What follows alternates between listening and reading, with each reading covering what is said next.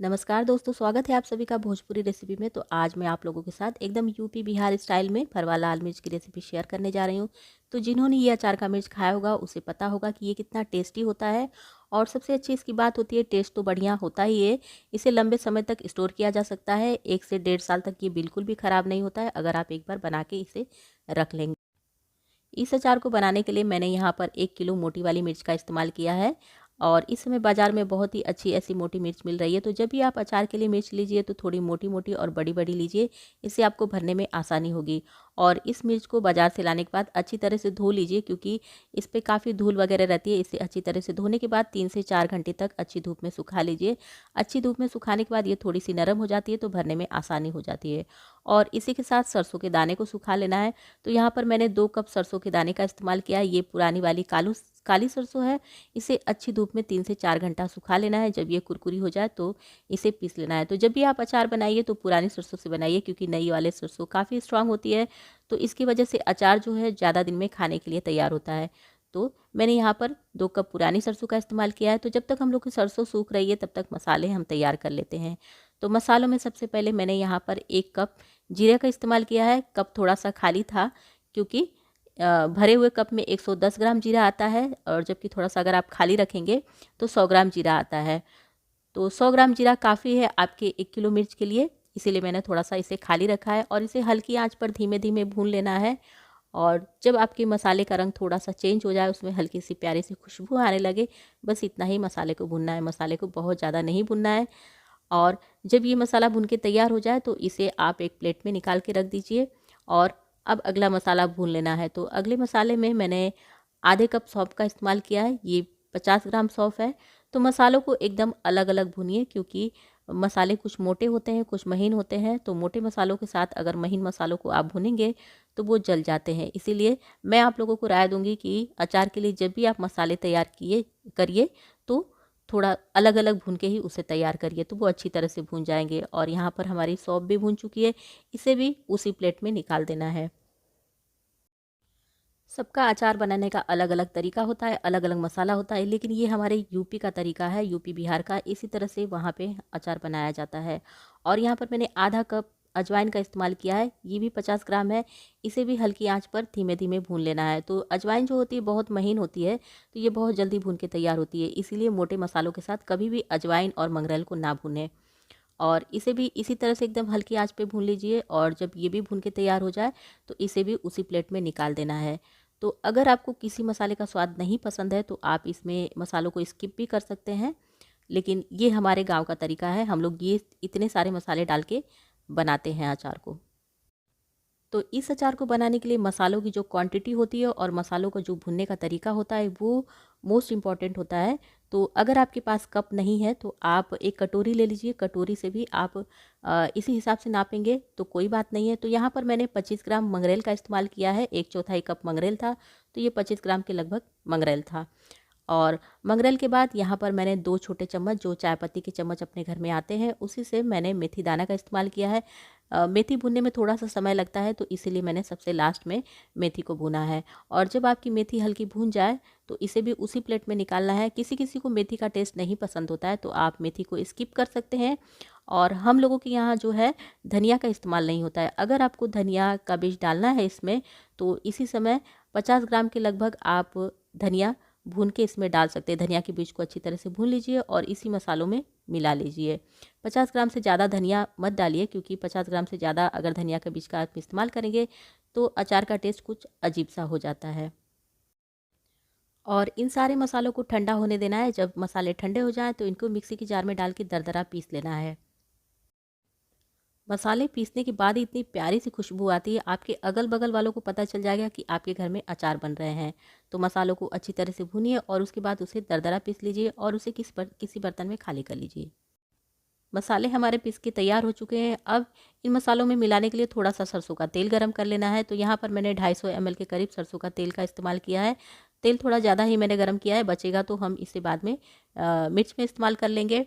और तेल जब आपका अच्छा गर्म हो जाए तो गैस को बंद कर दीजिए और इस तेल को ठंडा होने दीजिए। तो जब भी आप अचार बनाइए तो सरसों के तेल में, क्योंकि सरसों के तेल से काफ़ी अच्छा टेस्ट आता है अचार का।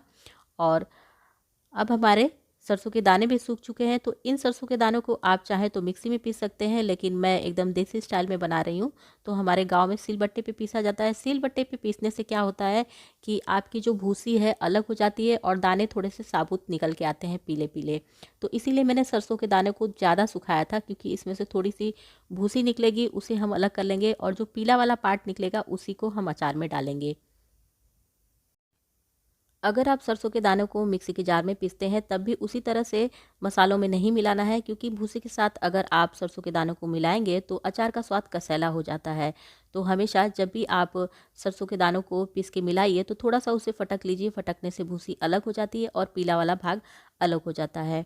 और यहाँ पर आप देख सकते हैं कि सारी सरसों के दाने पीस के तैयार हो चुके हैं। इसे मैंने फटक लिया। फटकने के बाद इतना पीला वाला भाग निकला है और इतना जो है भूसी वाला भाग निकला है। तो भूसी वाले भाग को फेंक देना है और ये जो पीला वाला भाग है इसे इस्तेमाल कर लेना है। तो आप 1 कप भर के भी सरसों के पीले वाले भाग का इस्तेमाल कर सकते हैं।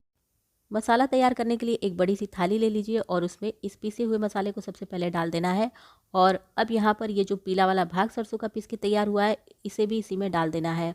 और इसे डालने के बाद मैंने घर के बने आमचूर पाउडर का इस्तेमाल किया है। ये घर का बना हुआ आमचूर पाउडर है, इसीलिए काफ़ी दरदरा है। आपके पास नहीं है तो आप बाज़ार वाला इस्तेमाल कर सकते हैं। और ये काफ़ी खट्टा था, इसलिए मैंने आधे कप का इस्तेमाल किया है। आप अपने स्वाद के अनुसार आमचूर पाउडर का इस्तेमाल कर सकते हैं। और स्वाद के अनुसार नमक डालना है तो नमक थोड़ा सा बढ़ा के डालिए, क्योंकि अचार में चटपटा नमक ही अच्छा लगता है। और घर में जो चाय का चम्मच होता है उसी से मैंने यहाँ पर 2 चम्मच हींग का इस्तेमाल किया है। तो जब भी आप कोई भी अचार बनाइए तो हींग का इस्तेमाल ज़रूर कीजिए। और इसी चम्मच से मैंने 2 चम्मच हल्दी पाउडर का इस्तेमाल किया है।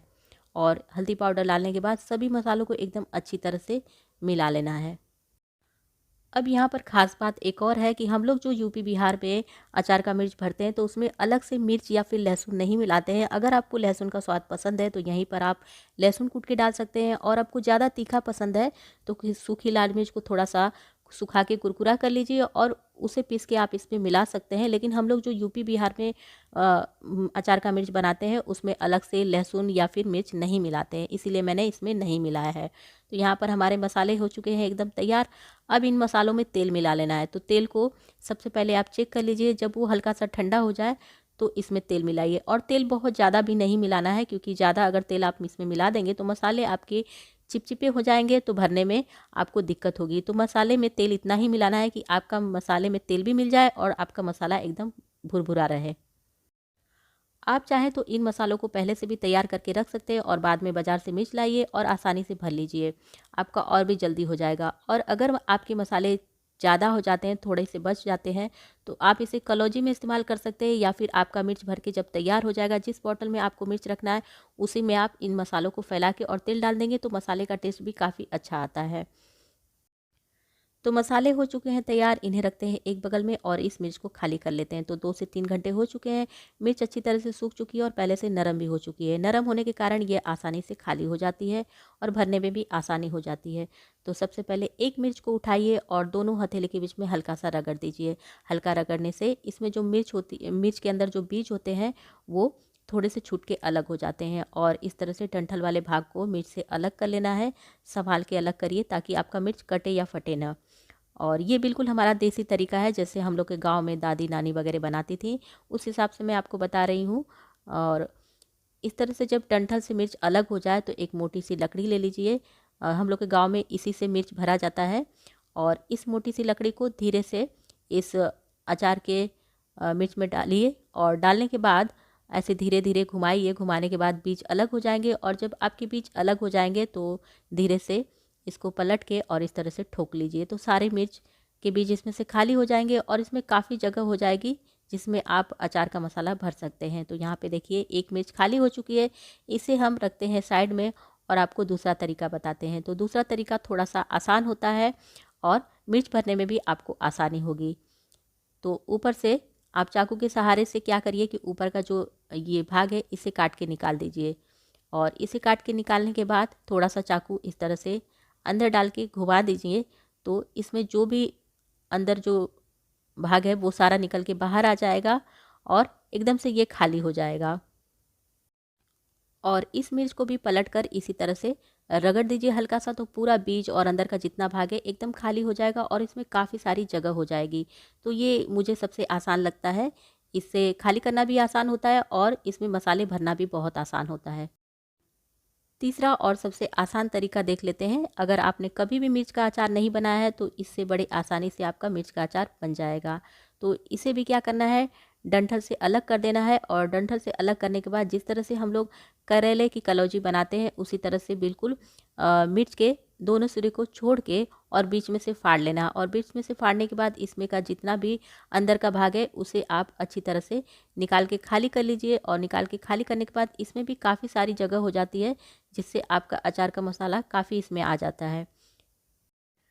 मिर्च को खाली करते समय और भरते समय बहुत ध्यान दीजिए क्योंकि ये बहुत तीखा होता है, तो हाथ में भी जलन होती है। और इस हाथ से कभी भी मुंह को ना मलिए। और जब आपका अचार का मिर्च खाली करके या भर के हो जाए तो उसे अच्छी तरह से साबुन से हाथ को धो लीजिए और तभी कहीं हाथ लगाइए।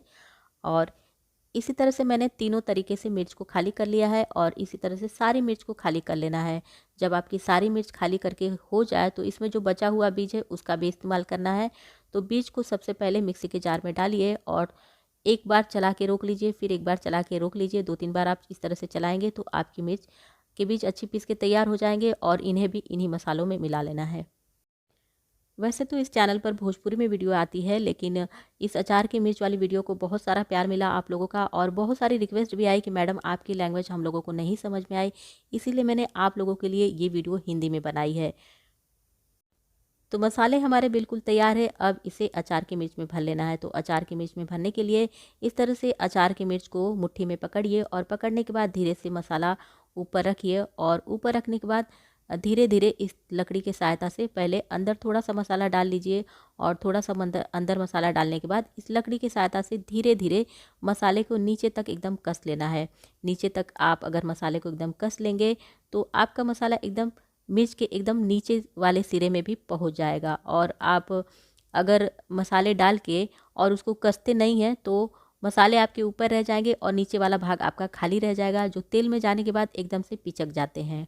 तो हम लोग गांव में इसी तरह से अचार की मिर्च को एकदम कस कस के भरते हैं। हमारे मसाले भरने के बाद में और तेल में जाने के बाद भी ये अचार के मिर्च एकदम मोटे मोटे और फूले फूले रहते हैं। तो इसी तरह से ये पहला वाला तरीका है, ये हम लोग का एकदम गांव का देसी तरीका है। इस तरह से अचार का मिर्च भरने में थोड़े भी मसाले आपके बाहर नहीं आएंगे। तो अक्सर हम लोग जब मिर्च का अचार तैयार कर लेते हैं और उसे तेल में डालते हैं तो मसाले बाहर आने लगते हैं, लेकिन इस तरह से जो भरा हुआ अचार का मिर्च होता है बिल्कुल भी उसमें से मसाले बाहर नहीं आते हुए। ये एकदम देसी तरीका है।